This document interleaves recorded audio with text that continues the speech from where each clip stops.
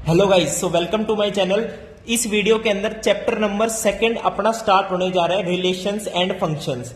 जो अपना chapter number first था वो कंप्लीट हो चुका है, उसकी वीडियो जाकर जरूर देख ले भाई। और सारे एनसीईआरटी के क्वेश्चंस अपने जो है सोल्व करके जरूर देखे भाई।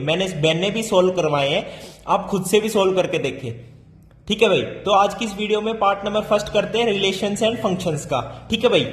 और भाई अगर आपको लग रहा है फास्ट चल रहा हूं तो भाई आप मेरे को बता दीजिएगा, कोई दिक्कत नहीं। बाकी भाई कल कल या फिर परसों, आज तो 16 तारीख है, हाँ जी, तो कल आपका मैथ्स का पेपर है। क्लास 10th के स्टूडेंट सुन लो ध्यान से। एमसीक्यूज एक भी गलत ना हो जाए, सारे सही होने चाहिए। और 2-2 नंबर के, 3-3 नंबर के, मतलब 100 नंबर तो चाहिए ही चाहिए। कल आते ही कमेंट कर देना 100 मार्क्स झनकृत, 100 मार्क्स झनकृत, 100 मार्क्स झनकृत, 100 मार्क्स। ओके भाई। भाई ये म्यूजिक के पेपर में तो 100 मार्क्स ले आते होंगे आप, लेकिन मैथ्स के पेपर में लाके दिखाने भाई अपने मेहनत करिए यार। ठीक है, तो भाई रिलेशंस एंड फंक्शन स्टार्ट करते हैं इस वीडियो के अंदर। तो आज की वीडियो में क्या है, इंट्रोडक्शन ही करेंगे, इंट्रोडक्शन करेंगे। ठीक है, और इंट्रोडक्शन भी वो करेंगे जो अपनी फर्स्ट एक्सरसाइज के बेसिस पर है, एग्जाम्पल्स के बेसिस पर है। तो भाई वो क्या है, देखो भाई लाइफ में रिलेशंस तो होते ही रहते हैं। हस्बैंड वाइफ का रिलेशन हो गया, गर्लफ्रेंड बॉयफ्रेंड का रिलेशन हो गया। और रिलेशन तो मैथमेटिक्स में भी होता है, लाइक कि कोई दो नंबर है ए एंड बी, या तो ये इक्वल भी हो सकते हैं, ए लेस देन भी हो सकता है, या ए ग्रेटर देन बी भी हो सकता है। यानी ये भी क्या है, आपस में रिलेशन है। सिर्फ रिलेशनशिप वाला रिलेशन नहीं होता है भाई जिंदगी में, समझ रहे हो। मैथ्स में भी रिलेशन होता है। ओके, जैसे सेक्सी है, सेक्सी और टेंसी, इसका भी रिलेशन होता है। दोनों ग्रेटर देन भी हो सकता है, एक लेस देन भी हो सकता है, और इक्वल टू भी हो सकता है। सिंपल है, समझ रहे हो। ओके भाई, ठीक है। यानी ये रिलेशंस है, यानी बहुत सारे रिलेशंस की बात चलती है। अब हम पिछले चैप्टर में सेट्स के बारे में पढ़ के आए हैं, सेट्स। तो सेट्स के में भी क्या होता है, रिलेशन होता है। आपके पास दो सेट्स है, ए एंड बी, तो इसके अंदर भी कुछ एलिमेंट्स है, इसके अंदर भी कुछ एलिमेंट्स है। मान लो इसके अंदर एलिमेंट्स है ये, इसके अंदर एलिमेंट्स है ये, यानी इसके अंदर 3 एलिमेंट्स है, इसके अंदर 2 एलिमेंट्स है। तो इनके बीच में भी कुछ रिलेशन होगा, समझ रहे हो। तो वहीं पे ही आपका एक नाम आता है, क्या, Cartesian product, Cartesian product of sets, Cartesian products of sets. तो यही आज की वीडियो में हम डिस्कस करने वाले हैं, कार्टेशियन प्रोडक्ट ऑफ सेट्स। यानी आपके पास दो सेट्स हैं, इसके अंदर 3 एलिमेंट, इसके अंदर 2 एलिमेंट। अब यहां पे हम क्या करते हैं, पेयर बनाते हैं, ordered pair. We make here pairs. और पेयर्स इस हिसाब से बनाते हैं कि मान लो पेयर मैंने बना दिया P, Q is such that P belongs to set A and Q belongs to set B। यानी कोई भी पेयर उठा के देख लेना, P, Q, P आपका A सेट से बिलोंग करना चाहिए, Q आपका B सेट से बिलोंग करना चाहिए। ओके, अच्छा जी। अब इसकी डेफिनेशन तो हो गई। अब इसको रिप्रेजेंट कैसे करना है भाई, सेट्स पढ़ के आए हो, सेट बिल्डर फॉर्म में इसको रिप्रेजेंट कर दो। We will represent the ordered pair. Okay, now we will represent the ordered pair in set builder form. ठीक है भाई, in set builder form. Okay okay भाई। अब हमारे पास हमने देखो कार्टेशियन प्रोडक्ट करा है, तो दो सेट्स है ए एंड बी, तो दोनों का हमने कर दिया कार्टेशियन प्रोडक्ट। ये क्या है, this product is equals to P, Q, यानी ऑर्डर्ड पेयर है P, Q such that P belongs to capital P, okay, और Q belongs to capital Q। बस ये आपकी सेट बिल्डर फॉर्म बन गई। ये कार्टेशियन प्रोडक्ट होता है। अब मैं देखो, अब मैं आपको बता देता हूं भाई। देखो, डाइस उछालते हो प्रोबेबिलिटी में, उछला उछली करते हो ना डाइस की, बिल्कुल करते हैं जी।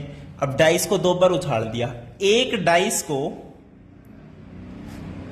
2 बार उछाल दिया साइमल्टेनियसली, या फिर 2 डाइस को उछाल दिया साइमल्टेनियसली, बोल सकते हो। ठीक है, तो आपको पता है टोटल कितने केस होते हैं, 6 स्क्वायर, यानी 36 केसेस होते हैं। अब कैसे लिखते हो उन्हें, 1, 1, 1, 2, 1, 3, 1, 4, 1, 5, 1, 6। यहां पे क्या लिखते हो, 2, 1, 2, 3, 2, 2, ये ये और ये ऐसे चलते चलते लास्ट 6 वाली लाइन आ जाती है, 6,1 6,2 6,3 6,4 6,5 6,6 आ जाती है, बिल्कुल आ जाती है। तो भाई यहां पे हम क्या कर रहे हैं, कार्टेशियन प्रोडक्ट ही तो ले रहे हैं। आपके पास यहां पे दो सेट है, एक सेट ए एक सेट बी। इसके अंदर क्या है 1 2 3 4 5 6 और इसके अंदर क्या है 1 2 3 4 5 6। बस इनका हमने क्या लेना है, ए क्रॉस बी लेना है। तो ए क्रॉस बी में ये सारे केसेस आ जाएंगे। तो यही तो कार्टेशियन प्रोडक्ट है और कुछ है ही नहीं, समझ रहे हो। अच्छा जी, और समझाता हूं। देखो भाई कार्टेशियन प्रोडक्ट के लिए ना ए और बी, देखो दो सेट की बात कर रहा हूं मैं, ए एंड बी। तो यहां पे दोनों जो है नॉन एम्प्टी सेट्स होने चाहिए। दोनों कैसे होने चाहिए आपको बता दूं मैं, नॉन एम्प्टी सेट्स। अगर एक भी एम्प्टी सेट हो गया यानी एक भी नल सेट हो गया तो ए क्रॉस बी आपका क्या आएगा, नल सेट ही आएगा। ए क्रॉस बी आपका यहां पे नल सेट आ जाएगा मेरे भाई, ठीक से, वेरी गुड। अब भाई ये तो मैंने नंबर्स बता दिए, डाइस का बता दिया, जनरल बता दूं, बिल्कुल बता दो जी। जनरल देखो, एक सेट के अंदर क्या है, ए बी सी, एक सेट के अंदर क्या है, डी एंड डी। बस ए क्रॉस बी करना है। तो ए पहले लूंगा ए एलिमेंट, देखो मैंने बताया था ऑर्डर्ड पेयर लेते हैं पी क्यू। यहां पे पी बिलोंग्स करेगा किससे, ए सेट से, क्यू बिलोंग्स करेगा बी सेट से हमेशा। तो जब मैं ब्रैकेट के साथ स्टार्ट करूंगा तो ए के साथ अगर स्टार्ट कर रहा हूं तो ए वाला एलिमेंट ए सेट का होगा, ये कैपिटल बी सेट के होंगे। तो ए के साथ मैं डी ले सकता हूं, पहले ले लिया डी, एक पेयर बन गया, ऑर्डर्ड पेयर एक बन गया, बिल्कुल बन गया जी। अब मैंने फिर से ए ले लिया, ए के साथ मैंने क्या ले लिया, ई, बिल्कुल ले लिया। देखो ए क्रॉस बी कर रहे हो तो पहला वाला एलिमेंट ए से बिलोंग करेगा, दूसरे वाला एलिमेंट बी से बिलोंग करेगा। अगर उल्टा करते, अगर बी क्रॉस ए लिखते तो जो पहला एलिमेंट है वो बी सेट का होना चाहिए, समझ रहे हो। पहला पहले का, दूसरा दूसरे का, बात है सीधी सीधी ये। तो इसके सारे सेट्स लिख देते हैं, ठीक है।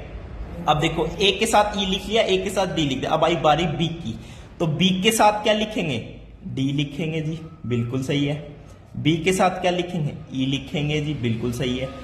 सी के साथ क्या लिखेंगे, डी लिखेंगे जी, और सी के साथ एक लिख गया ई। तो ये आपके सारे क्या हो गए, ordered pair of elements, A cross B, Cartesian product of sets A and B.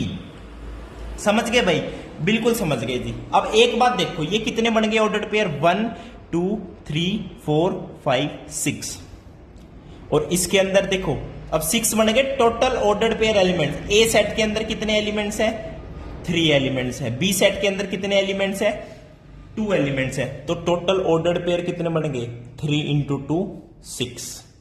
यानी आप बोल सकते हो अगर n एलिमेंट्स है सेट ए के अंदर, मतलब number of elements in set A अगर ए है, and number of elements in set B कितने हैं, बी है, and A and B are non empty sets, तो number of elements in A cross B कितने आएंगे, ए इंटू में B, A into में बी। समझ गए, बिल्कुल समझ गए जी, बहुत बढ़िया बात है। अब आपको कुछ कुछ पॉइंट्स बता देता हूं फटाफट। देखो दो ऑर्डर्ड पेयर इक्वल है, मैं कह रहा हूं कि इसमें से कोई भी दो ऑर्डर्ड पेयर निकाल लो, ए कोमा डी, बी कोमा ई। ओके, तो देखो फर्स्ट पॉइंट बता रहा हूं, ये बहुत ही इंपॉर्टेंट है सारे। ओके, इसके बाद वीडियो को एंड करते हैं, नेक्स्ट वीडियो में इसके रिलेटेड एग्जांपल्स वगैरह कर लेंगे। तो दो ऑर्डर्ड पेयर इक्वल दे दिए, यानी ए कोमा डी बराबर दे दिया अगर बी कोमा ई के। If two ordered pair are equal then पहला एलिमेंट पहले के बराबर, ए बराबर बी, एंड दूसरा एलिमेंट दूसरे के बराबर ये। अगर दो ऑर्डर्ड पेयर इक्वल है तो यही है एक पॉसिबिलिटी कि पहला एलिमेंट पहले के बराबर, दूसरा दूसरे के बराबर। समझ गए, बिल्कुल जी समझ गए। अब चलते हैं सेकंड पे। सेकंड में आपसे कह दिया, देखो सेकंड वाला कुछ भी नहीं है, यही है नंबर ऑफ एलिमेंट्स ए के अंदर इतने हैं, बी के अंदर इतने, तो A cross B Cartesian product of sets के अंदर ए इंटू बी एलिमेंट्स आएंगे। ओके भाई, बिल्कुल जी। अब देखो, अब यहां पे मैंने देखो एक एम्प्टी हो गया तो नल सेट आएगा ए क्रॉस बी में। अगर दोनों नॉन एम्प्टी हैं और फाइनाइट है तो आपका ऐसे बन जाएगा, उसके अंदर टोटल एलिमेंट्स आएंगे ए बी। अगर आइदर ए और बी, आइदर ए और बी, ए सेट और बी सेट। भाई सेट को कैपिटल से रिप्रेजेंट करते हैं, बिल्कुल जी। तो ए या बी में से अगर कोई भी एक इनफाइनाइट हो गया, इनफाइनाइट सेट हो गया, या फिर दोनों हो गए तो बात ही नहीं है, समझ गए, वो यही वाली बात होगी। कोई भी एक अगर इनफाइनाइट सेट हो गया तो ए क्रॉस बी के अंदर जो नंबर ऑफ एलिमेंट्स आएंगे वो कितने आएंगे गाइस? इनफाइनाइट ही आएंगे। वो कैसे आएंगे? आपके इनफाइनाइट ही आएंगे, बिल्कुल सही है। अब यहां पे देखो मैंने बता दिया ए क्रॉस बी। अब एक और चीज बता दूं, ए क्रॉस, अब ए क्रॉस है तो कोई दिक्कत नहीं है आपको करने के लिए। भाई अगर एक सेट के अंदर 1 2 है, दूसरे के अंदर क्या है? 1 2 है, दोनों ए ही, तो ए है ना, तो ए क्रॉस ए में क्या क्या आएंगे बताओ? 1 1 1 2 2 1 एंड 2 2, ये आएंगे, बिल्कुल आएंगे जी। अब यहां पे मैं बता देता हूं ए क्रॉस ए यानी ट्रिपल, यानी यही सेट ले लेता हूं कि एक सेट के अंदर एक ए सेट है जिसके अंदर 1 और 2 है, तो इसका ट्रिपल प्रोडक्ट 1 2 1 2 1 2। अब देखो जब दो बार प्रोडक्ट कर रहे थे तो ऑर्डर्ड पेयर ऑफ एलिमेंट्स 2 आ रहे थे, जब 3 बार करेंगे तो ब्रैकेट के अंदर 3 आएंगे। तो पहले से मान लो ले लिया 1, अगले से भी ले लिया 1, तो अगले से क्या 1 भी ले सकते हो, एक ऑर्डर्ड पेयर ये बन गया। दूसरा 1 ले लिया और 2 भी ले सकते हो, बस। अब पहले से तो 1 ही रखो, दूसरे से इस बार 2 ले लो, तो यहां पे 1 भी ले सकते हो। अब पहले से तो 1 है ही, दूसरे से 2 है ही, तीसरे से अब 2 भी ले सकते हो। तो ये तो कहानी होगी जब पहले से 1 लिया था, सारे पॉसिबल ऑर्डर्ड पेयर लिख लिए, अब पहले से 2 ले लो, तो दूसरे से क्या 1 ले सकते हो, फिर यहां पे 1 ले लिया, कोई दिक्कत नहीं है। अब दूसरे से 1 ही रखो, यहां पे 2 ही रखो, फिर यहां से 1 ही रखो, अब यहां से 2 ले लो, एक ऑर्डर्ड पेयर ये बन गया। अब पहले से तो 2 ही है, अब दूसरे से इस बार क्या ले लो? 2 ले लो, तो यहां पे 1 भी हो सकता है और यहां पे 2 भी हो सकता है, बस। ये आपके ए क्रॉस ए का एलिमेंट्स हो गए सारे। कितने हैं? 1 2 3 4 5 6 7 8, बस। अब यहां पे कैसे पता चला कितने एलिमेंट्स आएंगे? भाई सिंपल है, ए के अंदर 2 एलिमेंट्स है, जितने एलिमेंट्स हैं 2 एलिमेंट्स हैं, और ए क्रॉस ए है तो 2 का क्यूब कर दो, बस 8 एलिमेंट्स आ गए, बिल्कुल आ गए। अरे भाई डाइस को जब 3 बार उछालते हैं तो 6 की पावर 3 216 केस बढ़ते हैं ना, तो वही बात यहां पे चल रही है। भाई डाइस के अंदर 6 पॉसिबिलिटी होती है, लेकिन इस सेट के अंदर 2 एलिमेंट्स है तो 2 ही पॉसिबिलिटी है, उसका मैंने कर दिया क्यूब, यानी ये आपके 8 एलिमेंट्स बन गए। ओके, तो ये था आपका कार्टेशियन प्रोडक्ट ऑफ सेट्स। तो वीडियो देखने के लिए बहुत बहुत धन्यवाद, थैंक यू, नमस्कार।